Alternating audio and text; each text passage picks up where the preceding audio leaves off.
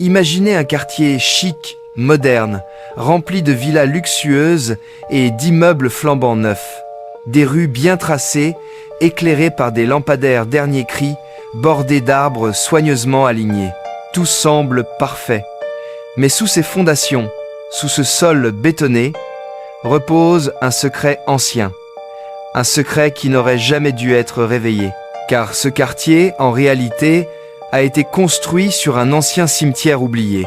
Et les morts, eux, n'ont jamais accepté qu'on dérange leur repos. Tout a commencé quelques années plus tôt, à la périphérie d'une grande capitale africaine. Le terrain était vaste, vierge, couvert d'herbes hautes et de quelques arbres isolés. Pour les investisseurs, c'était un emplacement idéal. Ils voyaient déjà des immeubles modernes, des villas luxueuses, des centres commerciaux, un nouveau symbole de richesse et de prestige. Mais pour les anciens du village voisin, ce lieu n'était pas ordinaire. Ils le savaient chargé d'histoire, de mémoire et de douleur. L'un d'eux, un vieillard à la barbe blanche, s'était approché des promoteurs, les yeux pleins de gravité. Il avait dit d'une voix ferme : « Ce sol n'est pas à vendre. Ici reposent nos ancêtres.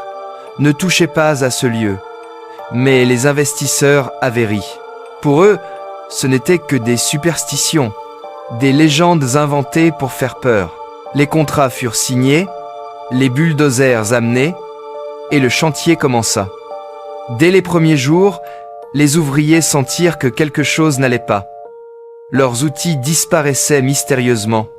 Certains affirmaient avoir entendu des voix étouffées qui semblaient monter du sol. Une nuit, un gardien de chantier raconta avoir vu des silhouettes se déplacer entre les machines. Mais personne ne le crut. « Ce sont des hallucinations dues à la fatigue », disaient les ingénieurs. Et les travaux continuèrent. Peu à peu, les villas sortirent de terre. Les routes furent tracées, les immeubles s'élevèrent fièrement vers le ciel. Quelques mois plus tard, un magnifique quartier était né. Les familles les plus riches de la ville se précipitèrent pour y acheter des maisons. C'était un rêve devenu réalité, un havre de luxe, loin du bruit et de la poussière de la capitale. Les habitants étaient fiers d'avoir enfin trouvé un lieu de paix. Mais cette paix fut de courte durée. La première nuit d'étrangeté passa presque inaperçue. Une femme se réveilla au milieu de la nuit en entendant des pas dans son salon. Elle descendit les escaliers, mais il n'y avait personne. Juste un courant d'air glacial. Elle pensa d'abord à un cambrioleur, puis à un mauvais rêve. Mais les nuits suivantes, les phénomènes se répétèrent. D'autres voisins commencèrent à parler de voix entendues dans les couloirs. Certains enfants affirmaient jouer avec des amis invisibles dans les jardins. Puis les choses s'aggravèrent. Un soir, toutes les lumières du quartier s'éteignirent simultanément à minuit pile. Le silence devint lourd, oppressant, comme si le monde s'était arrêté. Et dans ce silence, des chants s'élevèrent, des chants funèbres, en une langue ancienne que plus personne ne comprenait. Les habitants terrifiés restèrent enfermés chez eux, priant pour que cela cesse. Quelques jours plus tard, une mère raconta avoir vu son enfant disparaître dans le jardin. Elle affirma que le sol s'était ouvert sous ses pieds, comme avalant le petit garçon. Ses cris résonnèrent dans la nuit, mais personne ne le revit jamais. Un autre témoin jura avoir vu une main osseuse sortir de la terre, griffer le mur de sa maison, avant de disparaître. La panique gagna le quartier. Des familles commencèrent à déménager en urgence, abandonnant leurs villas luxueuses. Mais certains refusaient encore d'y croire. « Ce sont des rumeurs », disait-il, « des histoires inventées pour nous faire peur. » Pourtant, chaque nuit, les manifestations s'intensifiaient.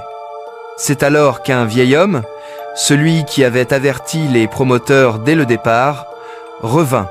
Il se tint au centre du quartier et parla d'une voix grave. « Vous avez réveillé les morts. Ici, il y a des siècles, une grande bataille a eu lieu. Des centaines de guerriers sont tombés. Leurs corps furent enterrés à la hâte, sans rite, sans prière. Leurs âmes ne reposent pas. Ce sol est un sanctuaire, pas un lieu de vie. » Les habitants comprirent trop tard. Les phénomènes devinrent insoutenables. Murs qui saignent, visages apparaissant dans les miroirs, cris étouffés venant du sol. Les maisons neuves semblaient vivantes, respirant comme si elles abritaient des présences invisibles. Un par un, les habitants fuirent. Le quartier fut abandonné, déserté. Mais les maisons restèrent debout, fières, immobiles, comme si elles attendaient de nouveaux occupants. Certains disent encore aujourd'hui que la nuit, des lumières s'allument seules dans ces villas vides. D'autres affirment avoir entendu des pleurs, des rires d'enfants ou vu des silhouettes derrière les fenêtres.